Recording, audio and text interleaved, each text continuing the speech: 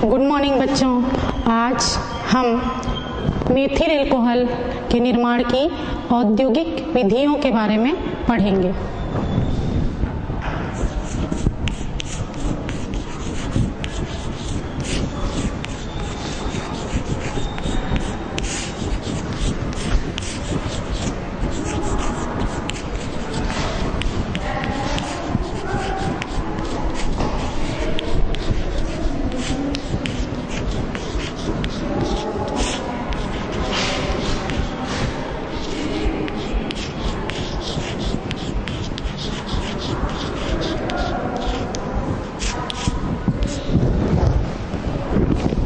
Methyl alcohol के औद्योगिक निर्माण की 3 विधियां हैं, जिनमें से पहला है लकड़ी का भंजक आसवन, दूसरा है जल गैस के द्वारा और तीसरा है प्राकृतिक गैस के द्वारा।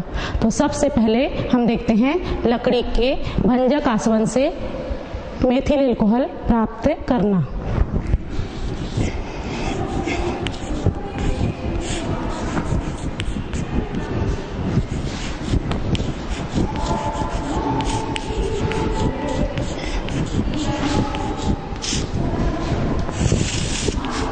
लकड़ी का भंजक आसवन करने के लिए एक उपकरण प्रयुक्त होता है, देखिएगा।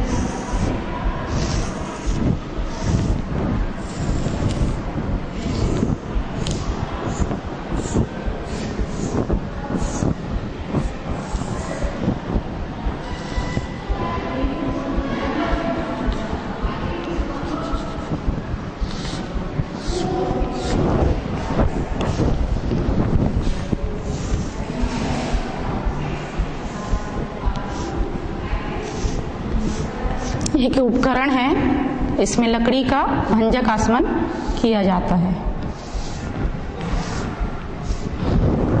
देखिए,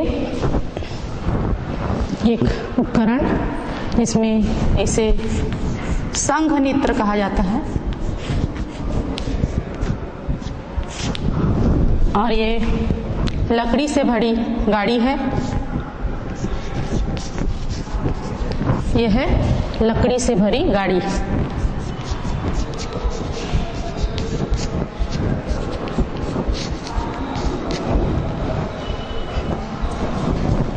यह है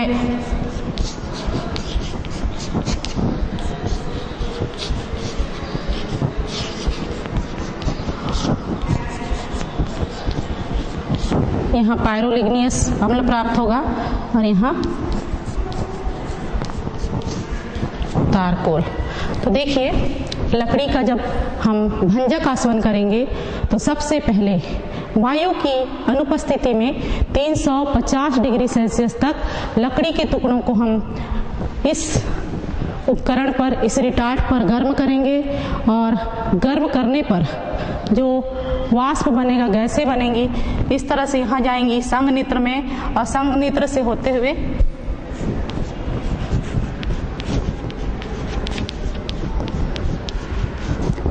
कास्ट गैसें यहाँ निकल जाएंगी। तो जब हम लकड़ी का भंजक आसवन करते हैं तो हमें 4 प्रकार के पदार्थ प्राप्त होंगे। सबसे पहला पदार्थ कास्ट गैस हमें प्राप्त होगा। तो जो कास्ट गैस यहाँ हमें प्राप्त होगा उसमें गैस के रूप में हमें मेथेन मिलेगा, एथेन मिलेगा, इसी तरह से कार्बन मोनोऑक्साइड और हाइड्रोजन गैस हमें प्राप्त होगा। और दूसरा जो पदार्थ हमें प्राप्त होगा वो है पायरोलिग्नियस अम्ल।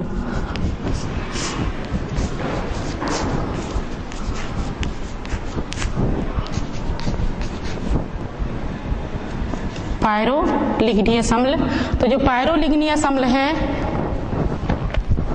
जो कास्ट गैसें हैं जिसमें मेथेन है, एथेन है, हाइड्रोजन है और कार्बन मोनोऑक्साइड, इस उपकरण की सहायता से ऊपर बाहर निकल जाएंगी और जो बचा हुआ पदार्थ है इस यू आकार की नली से होता हुआ यहाँ जमा हो जाएगा, जिसमें ऊपर की ओर पायरोलिग्नियस अम्ल हमें प्राप्त होगा। तो ये जो पायरोलिग्नियस है वास्तव में भूरे रंग की गैस है।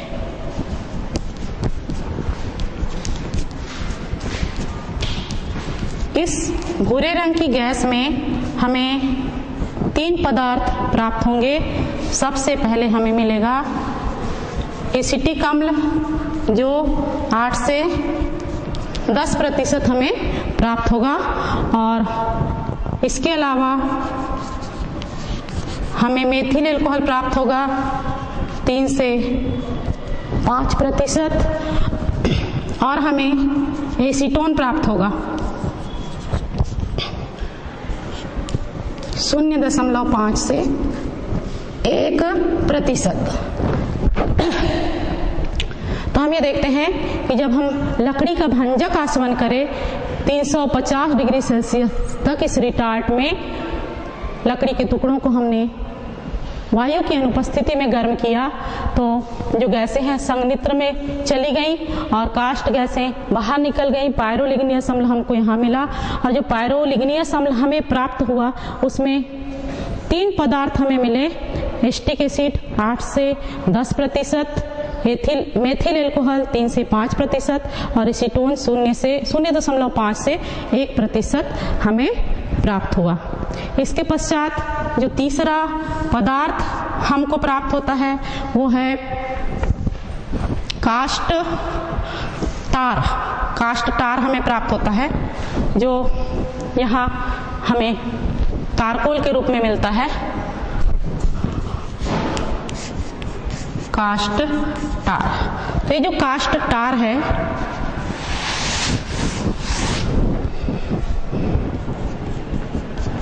इसमें फिनाल युक्त कार्बनिक यौगिक प्राप्त होंगे कास्ट टार में। ये देखिए ये तारकोल लिखा है, कास्ट टार है, यहाँ पर हमें फिनाल युक्त कार्बनिक यौगिक मिलेंगे। और चौथा जो पदार्थ हमें प्राप्त होगा वो है कास्ट कोयला।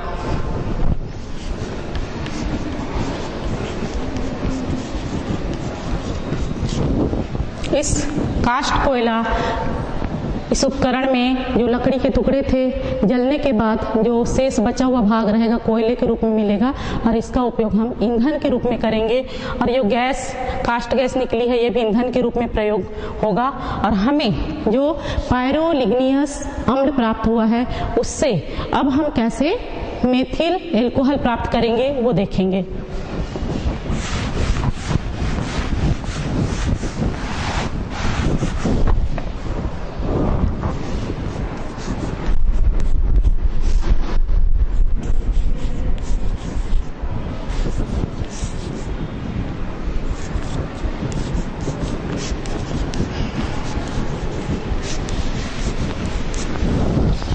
पायरोलिग्नियस अम्ल से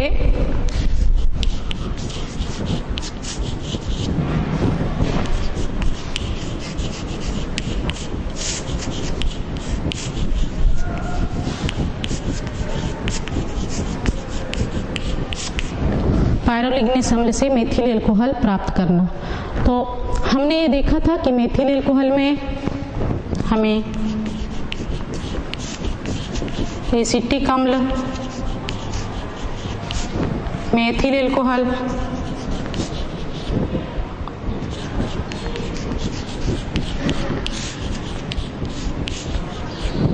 और एसीटोन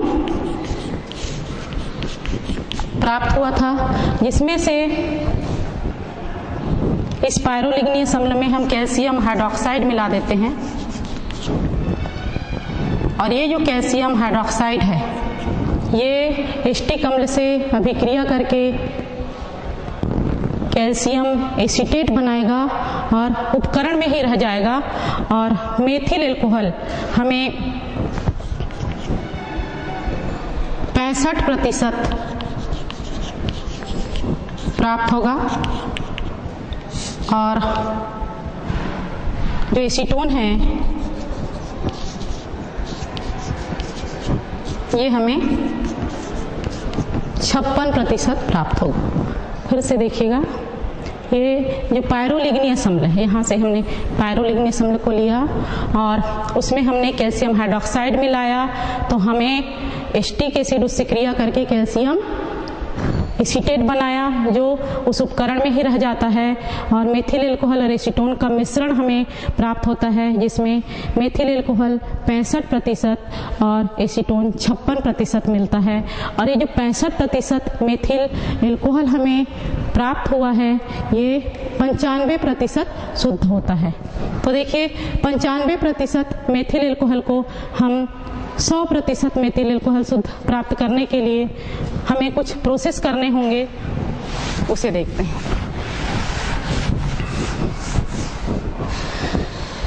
इसके लिए हम मेथिल एल्कोहल लेंगे जो 95% शुद्ध है और इसे हम ऑक्जेलिक अम्ल से अभिक्रिया करवाएंगे। ऑक्जेलिक अम्ल से, मैं उल्टा लिख रही हूँ इसे, ये ऑक्जेलिक अम्ल है और इसकी अभिक्रिया हमने 95% जो हमको शुद्ध मेथिल एल्कोहल प्राप्त हुआ है उससे अभिक्रिया करवा रहे हैं और इससे अभिक्रिया करवाने पर पानी का अणु बाहर निकल जाएगा। इसमें ये 2 बार है तो मैं इसे 2 बार लिख देती हूँ। ये अब है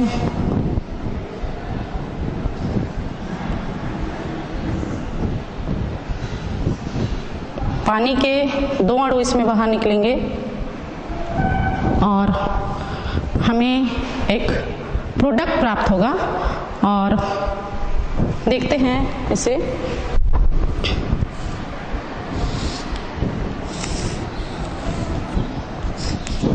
पानी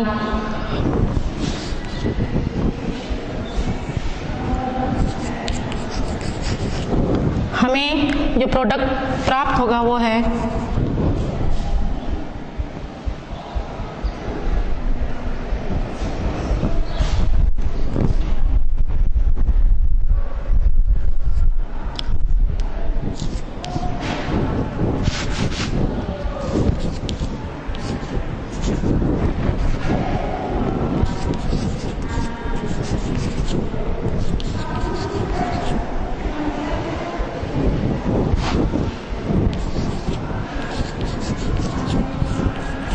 मेथिल ऑक्जिलेट और इस मेथिल ऑक्जिलेट की अभिक्रिया करवाएंगे हम। यहाँ देखिएगा थोड़ा, ये पानी के अणु इस तरह से निकलेंगे और ये मेथिल ऑक्जिलेट प्राप्त हुआ जो अभिक्रिया करेगा 2 अणु पोटेशियम हाइड्रोक्साइड से।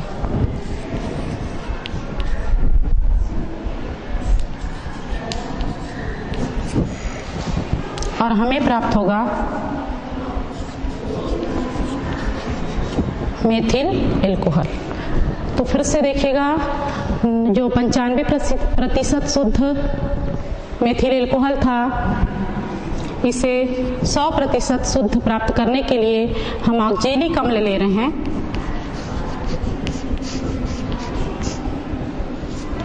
और ये ऑक्जेलिक अम्ल अभिक्रिया करता है इस मेथिल एल्कोहल के साथ और 2 अणु पानी के बाहर निकलते हैं और हमें मेथिल ऑक्जिलेट प्राप्त होता है।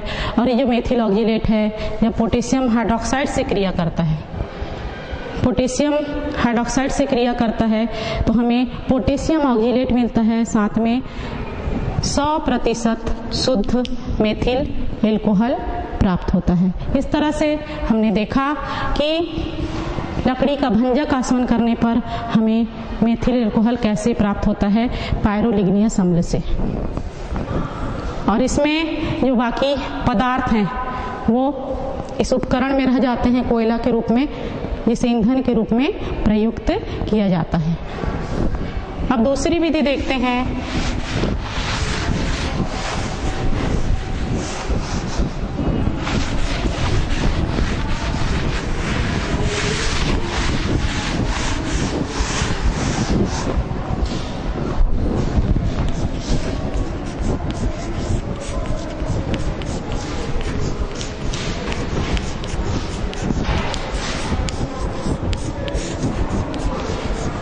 जल गैस से संश्लेषण।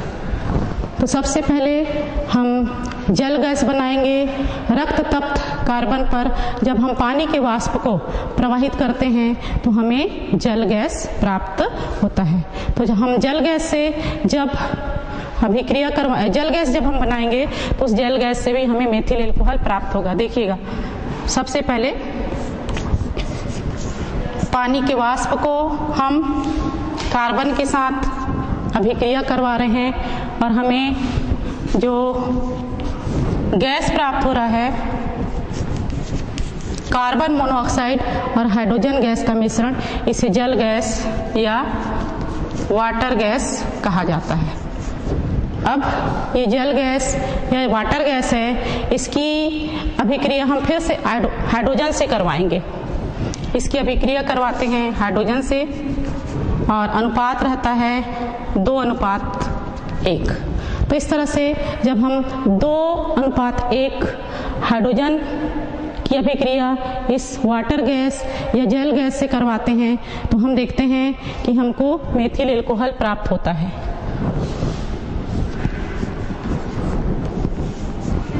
ये देखिए, यहाँ हाइड्रोजन के 2 अणु हैं और ये हाइड्रोजन के 2 अणु। तो ये कार्बन और हाइड्रोजन के 3 अणु यहाँ पर उपयोग में आए और ये जो ऑक्सीजन है इस हाइड्रोजन के साथ मिलकर मेथिल एल्कोहल बनाया। अब तीसरी विधि देखते हैं प्राकृतिक गैस से।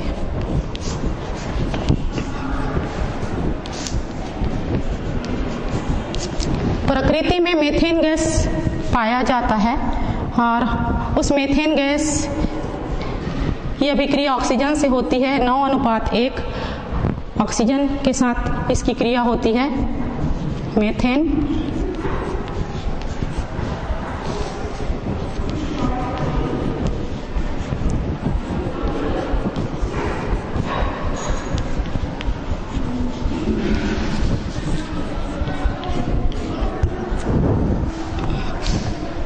ये देखिए, प्राकृतिक गैस में जो उपलब्ध मीथेन है उसमें हमने ऑक्सीजन की क्रिया करवाई और ऑक्सीजन की जब इससे क्रिया होती है तो हम देखते हैं कि हमको मेथिल एल्कोहल प्राप्त होता है और इस मेथिल एल्कोहल को हम औद्योगिक उत्पादन के लिए प्रयोग करते हैं। तो यहाँ पर कल हमने देखा प्रयोगशाला विधि जिसको हम लैब में प्राप्त कर सकते हैं और आज हम पढ़ रहे हैं औद्योगिक उत्पादन। तो औद्योगिक उत्पादन अर्थात हमको मार्केटिंग करना है, मार्केट में बेचना है, तो अधिक मात्रा में हमको बनाना पड़ेगा। तो इन 3 विधियों से बनाएंगे, जिसमें से लकड़ी का भंजक आसवन है और जो जल गैस है उसका संश्लेषण करके और प्राकृतिक गैस से। तो ये था मेथिल एल्कोहल का औद्योगिक उत्पादन।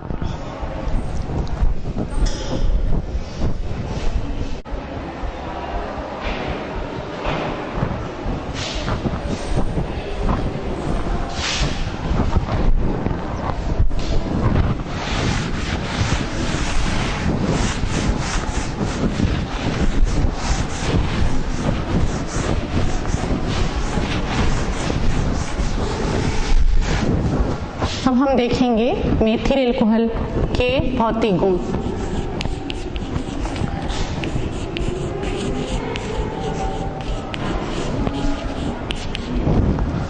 जो मेथिल एल्कोहल होता है इसका क्वथनांक होता है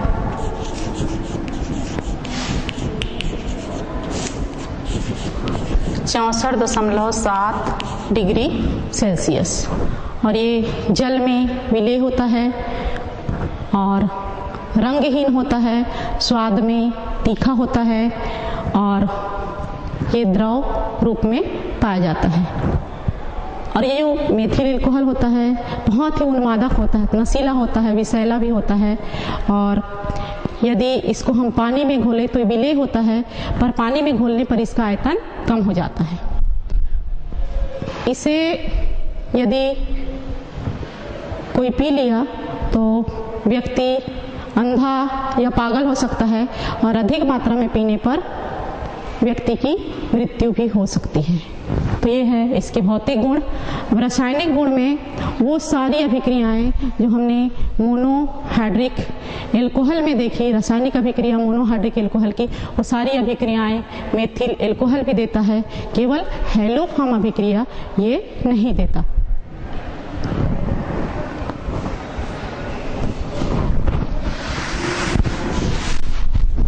अब इसके पश्चात हम एथिल एल्कोहल पढ़ेंगे।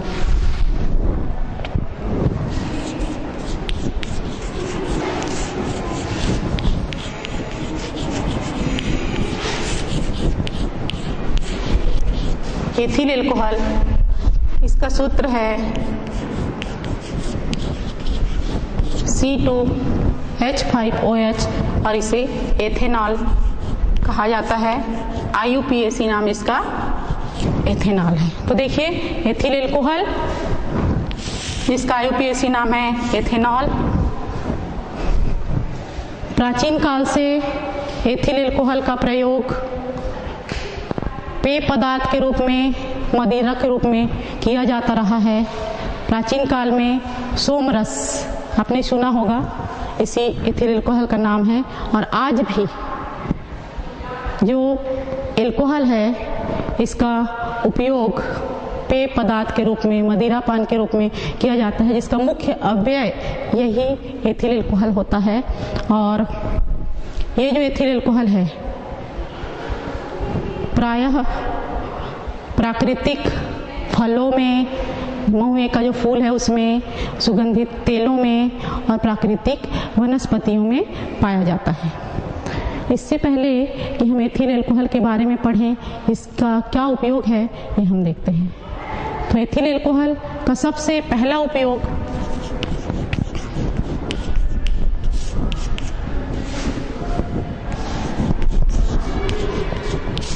मदिरा या पेय पदार्थ के रूप में होता है। तो मदिरा या पेय पदार्थ के रूप में एथिल एल्कोहल का लोग प्रयोग करते हैं और इसका अधिक मात्रा में प्रयोग करने से क्या दुष्परिणाम होता है वो आप सभी जानते हैं। और इसका दूसरा उपयोग है विलायक के रूप में।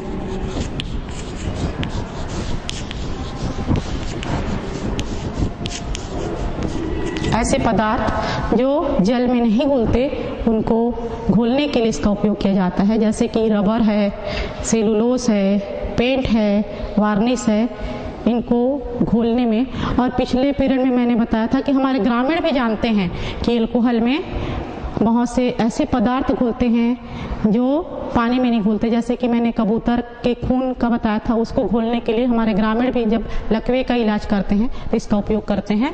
और इसका जो तीसरा उपयोग है वो है परफ्यूम में, इत्र बनाने में और औषधि विज्ञान में, स्याही बनाने में इनका उपयोग किया जाता है। इसी तरह से प्लास्टिक उद्योग में भी इसका उपयोग होता है।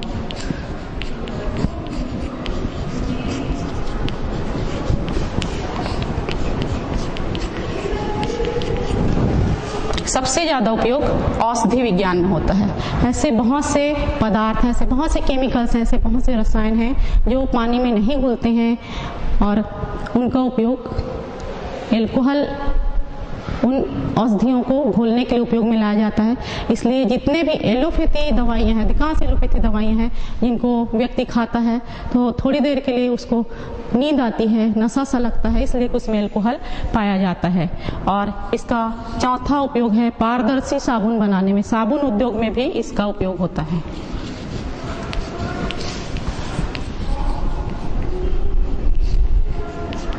आपने कहा पारदर्शी साबुन देखा है? पियर्स का साबुन आप देखते हैं आर पार दिखाई देता है उसमें, है ना? तो जो पियर्स जैसे और भी साबुन है जो पारदर्शी होते हैं, उनको बनाने के लिए जो साबुन का विलयन है उसमें एल्कोहल को डाल दिया जाता है और इतना उबाला जाता है उसको कि एल्कोहल उड़ जाता है। उसके पश्चात हमको पारदर्शी साबुन प्राप्त होता है। फिर अगला इसका उपयोग है मेथिलित स्पिरिट बनाने में।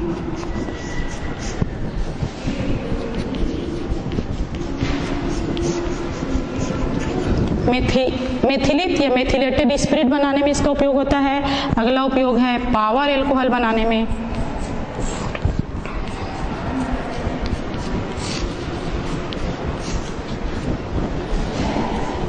ये जो मेथिलेटेड स्पिरिट है इसका उपयोग ईंधन के रूप में प्रयोगशाला में किया जाता है। और जो पावर एल्कोहल है इसमें जो पेट्रोल है उसमें इसको मिलाया जाता है। बेंजीन और एल्कोहल को पेट्रोल में मिलाया जाता है जिससे कि वो पावर एल्कोहल बनता है। इसका उपयोग भी ईंधन के रूप में किया जाता है। और भी इसके बहुत सारे उपयोग हैं। इनमें से हम देखेंगे कि जैव जो स्पेसिमेंट होते हैं उनको सुरक्षित करने में, जैव नमूनों की सुरक्षा में।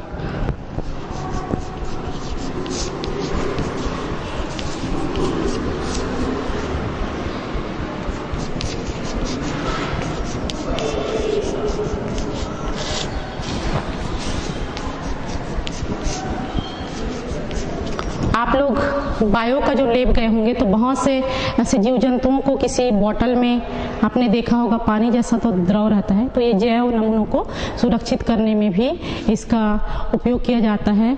इसके अलावा भी इसके अन्य उपयोग हैं, जैसे रासायनिक पदार्थ बनाने में, विभिन्न प्रकार के केमिकल बनाने में।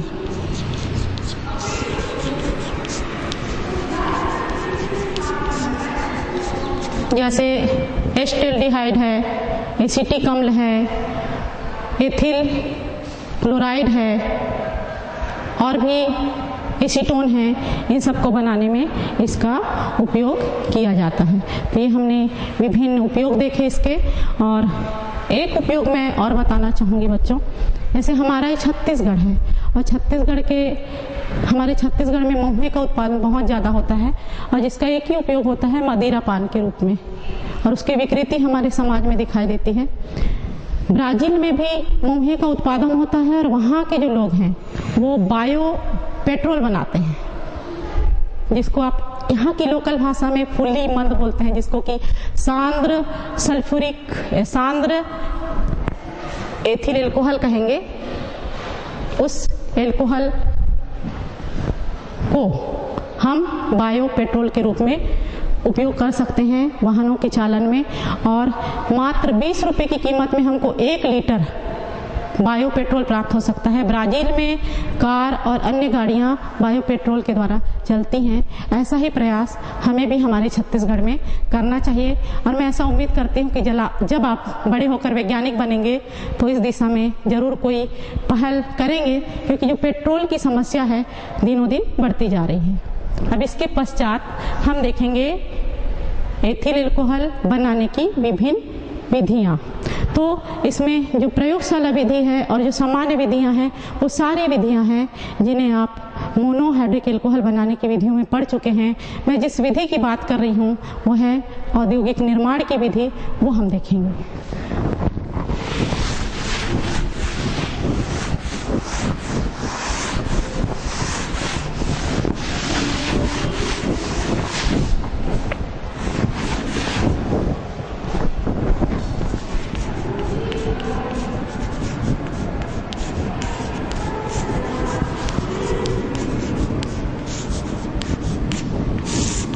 यदि हमें अधिक मात्रा में एथिल एल्कोहल बनाना है तो हम कैसे बनाएंगे? तो सबसे पहली विधि है एथिलीन से।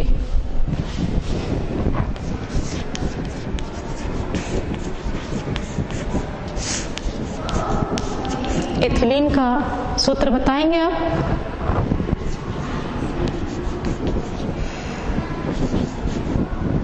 ये बनाने की विधि पढ़ रहे हैं। सबसे पहले देखते हैं एथिलीन से। जो एथिलीन है इसे हम सल्फ्यूरिक अम्ल से अभिक्रिया करवाएंगे।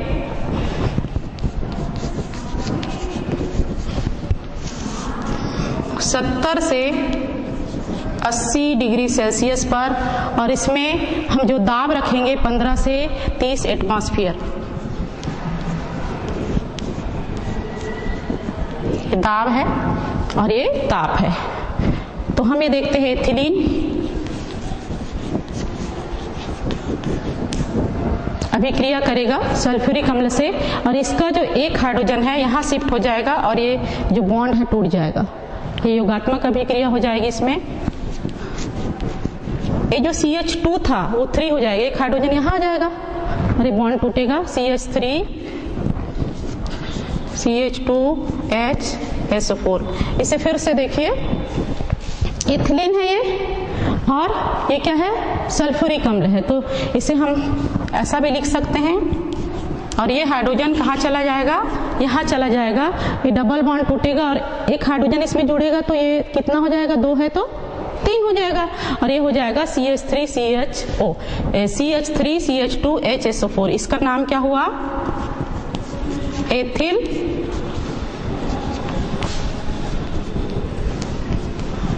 Hydrogen sulphate. अब इस एथिल हाइड्रोजन सल्फेट के 2 अणु आपस में क्रिया करेंगे।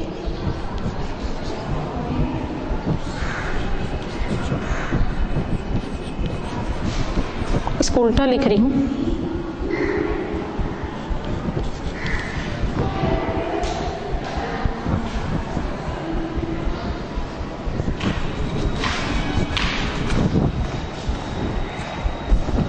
और ये जो H2SO4 है बाहर निकल जाएगा।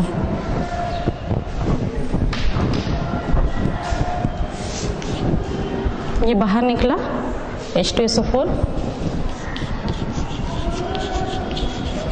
हमें जो प्रोडक्ट प्राप्त होगा, ये देखिए एथिल मूलक के 2 अणु हैं और SO4 है। क्या हो जाएगा? 2 बार है तो डाई हो जाएगा, है ना? तो ये हो जाएगा, इसको हम इस तरह से लिख सकते हैं C2H5, 2 बार है तो डाई, और SO4। ये क्या प्राप्त हुआ? Die ethyl sulphate. और ये क्या है? सल्फ्यूरिक एसिड बाहर निकल गया।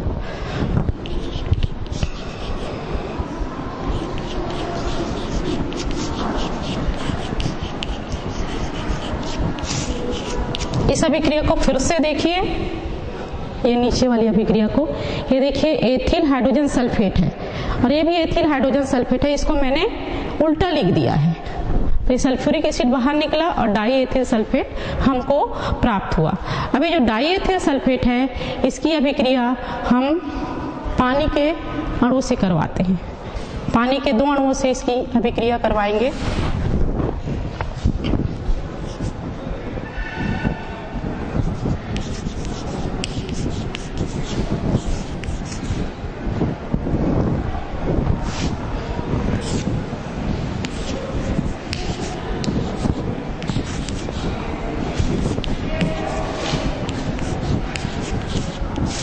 ये पानी का 2 अणु इसमें अभिक्रिया किया, और इसको हम ऐसा लिख सकते हैं अपनी सुविधा के लिए,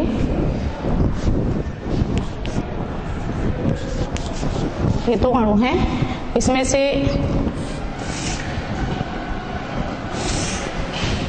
H2SO4 बाहर निकल जाएगा और हमें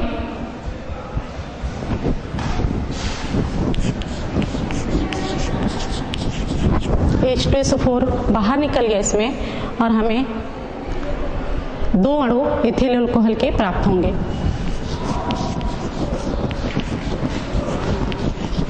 तो इस तरह से हमें एथिल अल्कोहल का 2 अणु प्राप्त हुआ।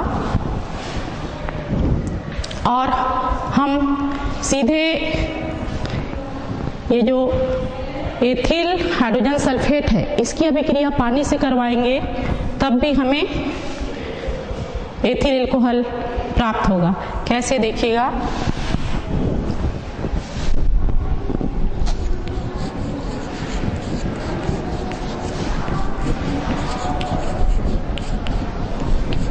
पानी को ऐसे तोड़ के लिख सकते हैं।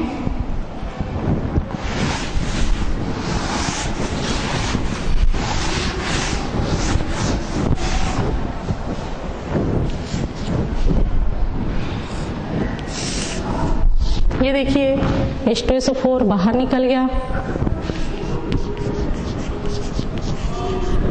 और हमें प्राप्त हुआ एथिल एल्कोहल। ये समझ आया? ये देखिए एथिल हाइड्रोजन सल्फेट है और पानी का एक अणु इससे क्रिया कर रहा है, सल्फ्यूरिक अम्ल इसमें बाहर निकल रहा है और एथिल एल्कोहल के अणु हमको प्राप्त हो रहे हैं। इसके पश्चात हम सीधे एथिलीन का जल योजन करके भी एथिल एल्कोहल प्राप्त कर सकते हैं।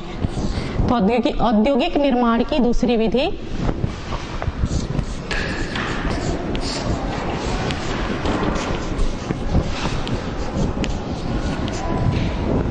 एथिलीन के जल योजन से।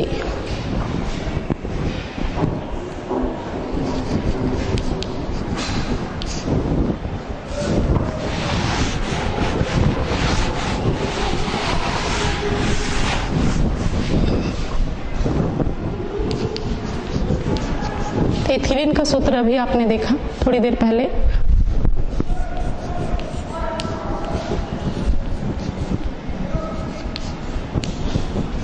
ये पानी से अभिक्रिया करेगा। इस पानी को मैं HOH भी लिख सकती हूँ।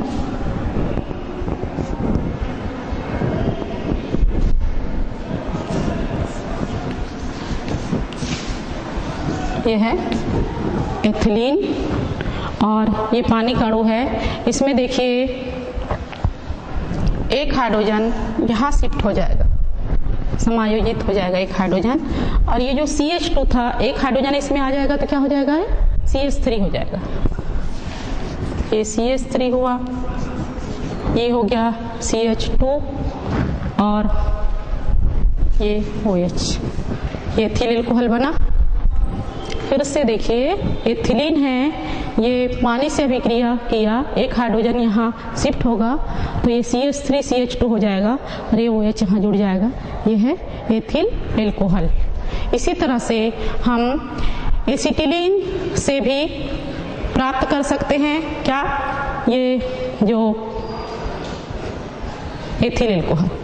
तो एसिटिलीन से जब हम एथिल एल्कोहल प्राप्त करेंगे तो 42% सल्फ्यूरिक अम्ल और 1% HgSO4 हम उत्प्रेरक के रूप में लेंगे और इस अभिक्रिया में हम 60 डिग्री सेल्सियस तक गर्म करेंगे एसिटिलीन को। तो तीसरी विधि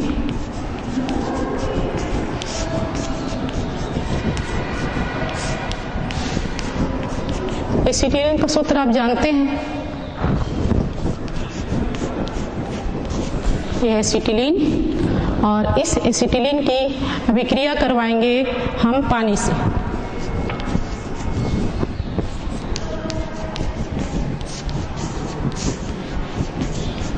ये हमारे पास एसिटिलीन है और एसिटिलीन को हम पानी के साथ अभिक्रिया करवाते हैं तो सबसे पहले एस्टेल्डिहाइड बनता है।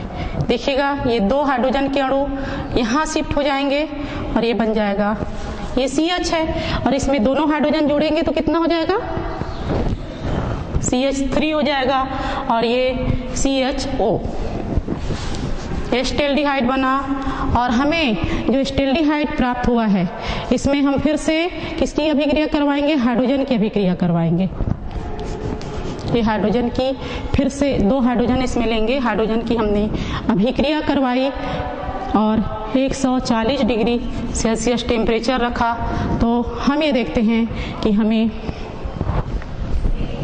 एथिल एल्कोहल प्राप्त होता है। कैसे प्राप्त होगा? देखिए, 2 हाइड्रोजन है, एक हाइड्रोजन यहाँ आ जाएगा और एक हाइड्रोजन यहाँ आ जाएगा। ये CH3 CH और एक हाइड्रोजन इसमें और जुड़ेगा, तो एक है तो ये कितना हो जाएगा? 2 हो जाएगा। और एक हाइड्रोजन इस O के साथ रिएक्शन करके OH बनाएगा। ये है एथिल एल्कोहल।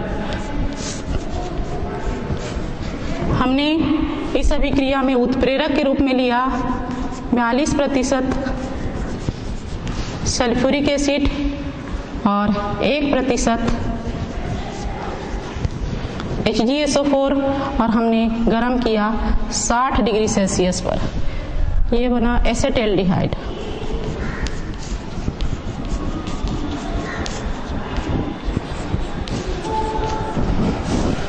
तो देखिए, एसिटिलीन से भी हम औद्योगिक उत्पादन कर सकते हैं एथिल एल्कोहल का। ये हमने पानी के साथ अभिक्रिया करवाई इन उत्प्रेरकों की उपस्थिति में, तो हमें एसिटल्डिहाइड मिला, जिसका फिर से हमने हाइड्रोजन के साथ अपचयन करवाया 140 डिग्री सेल्सियस पर, तो हमें एथिल एल्कोहल प्राप्त हुआ। इस तरह से हमने औद्योगिक उत्पादन की 3 विधियां देखी। कौन कौन सी विधि देखी? सबसे पहले क्या देखा हमने? सबसे पहले देखा एथिलीन से अभिक्रिया सल्फ्यूरिक अम्ल की, दूसरा देखा एथिलीन का जल योजन और तीसरा है एसिटिलीन से पानी की अभिक्रिया। हम इसके पश्चात चौथी अभिक्रिया देखेंगे किण्वन, जिसका हम अगले कक्षा में अध्ययन करेंगे। तो समझ आया बच्चों? धन्यवाद।